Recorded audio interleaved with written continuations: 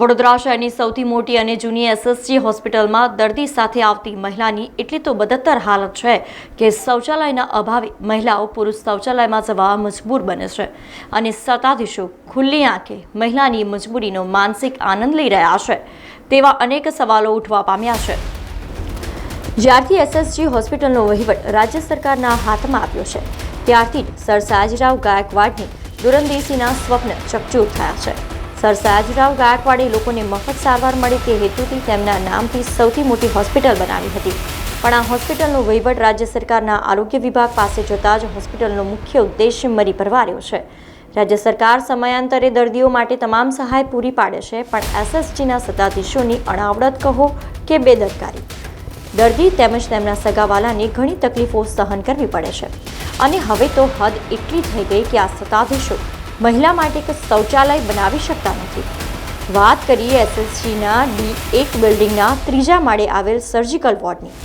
આ વોર્ડના મહિલાઓ માટે એક પણ શૌચાલય નથી અને નવું શૌચાલય બનાવવાનું મુહૂર્ત તો કરાયું, પણ આજે આ કામ પણ બંધ છે અને ફક્ત નકરી ગંદકી ડોક્યા કરી રહી છે।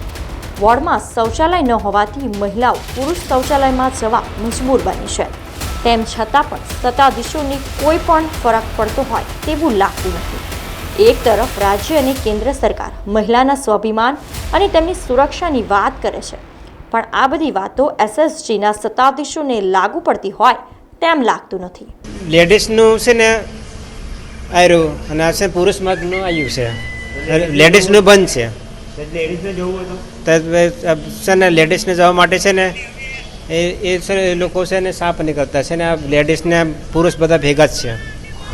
હા, તમે કેટલા દિવસથી હા મેં છે ને અમે છે ને 11 દિવસ થયા। હે કોઈ લેડીઝ છે તમારી જોડે? ના, મારી જોડે લેડીઝ નહીં મળે નથી તમારી જોડે અહીંયા કોઈ નહીં છે। મારી જોડે મારો છોકરો એક બીજો છે। એમને જવું હતું લેડીઝને અહીંયા જવાનું? હા, લેડીઝ જવા માટે છે ને જોડે છે એટલે આવા લોકો કરતા નહીં, બંધ છે બંધ છે। હે ગંદકી છે? હા, ગંદકી છે, અહીંયા અંદર બી છે ગંદકી, આ લોકો સાફે નહીં કરતા।